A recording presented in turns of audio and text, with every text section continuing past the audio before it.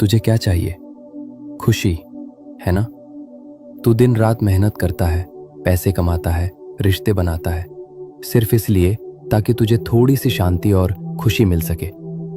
पर अगर मैं तुझसे कहूं कि जिस खुशी के पीछे तू भाग रहा है वही तेरे सारे दुखों की जड़ है, चौंक गया? ये मैं आज नहीं कह रहा, ये मैंने कुरुक्षेत्र में अर्जुन से कहा था। और आज तेरी खुशी की परिभाषा हमेशा के लिए बदलने वाली है।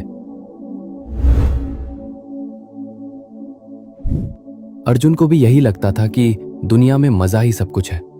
तब मैंने उसे एक कड़वा सच बताया, ये ही संस्पर्शजा भोगा दुखयोने एवते।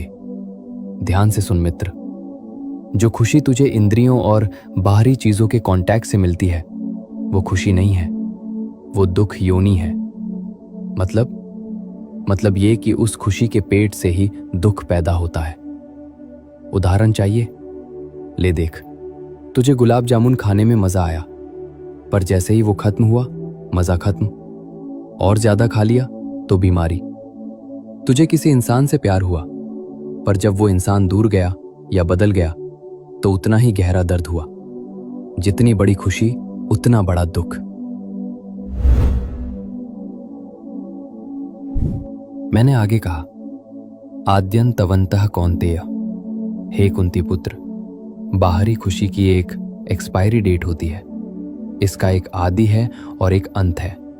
और इस ब्रह्मांड का नियम है, जिस चीज की शुरुआत है उसका अंत तय है।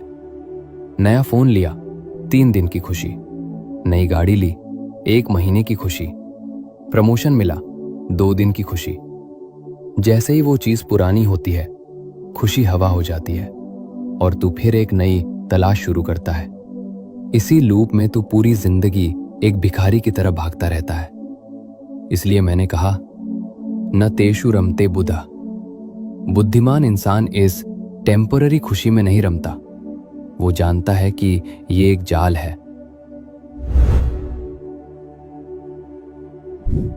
तो अब तू पूछेगा, केशव, अगर बाहर खुशी नहीं है तो मैं क्या करूं?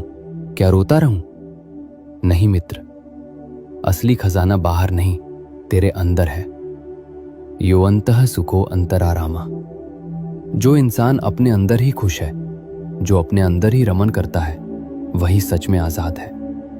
कस्तूरी मृग को देख, वो खुशबू के लिए पूरे जंगल में पागलों की तरह दौड़ता है, जबकि खुशबू उसकी अपनी नाभि में है। तू भी वही मृग है मित्र।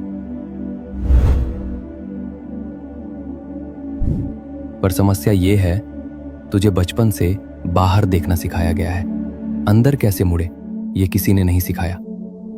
वर्ष 5.27 से 2.8 मैंने पहली बार ध्यान का विज्ञान समझाया। अगर तुझे उस अक्षय सुख को पाना है तो ये 3 काम कर। स्पर्शान कृत्वा बहिर्बाह्यांस। बाहर के शोर को बाहर ही रोक दे, अपनी आंखों और कानों के शटर गिरा दे। चक्षुश्चैवांतरे भ्रुवो।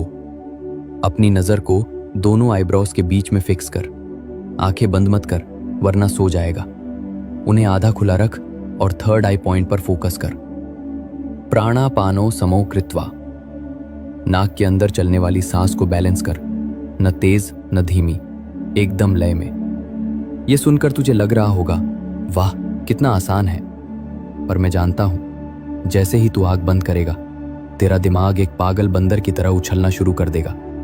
पर हार मत मानना, जब तू ऐसा करेगा तो धीरे धीरे बाहरी दुनिया गायब हो जाएगी और तुझे उस शांति की पहली झलक मिलेगी। मित्र, दुनिया से खुशी मांगना बंद कर दे। दुनिया एक भिखारी है, वो तुझे क्या देगी? तू खुद आनंद का सागर है। जब तू बाहरी चीजों से अपनी डोर काट लेगा और अपने भीतर डुबकी लगाएगा, तब तुझे वो शांति मिलेगी जिसे न कोई छीन सकता है, न जिसकी कोई एक्सपायरी डेट है। वही असली मुक्ति है। बाहर मत झांक, अंदर देख। मैं वही हूं। फिलहाल के लिए बस इतना समझ, जब भी तुझे किसी चीज से बहुत ज्यादा खुशी मिलने लगे तो सावधान हो जा। समझ ले कि तू एक दुख को न्योता दे रहा है। खुशी चीजों में नहीं, तेरी शांति में है।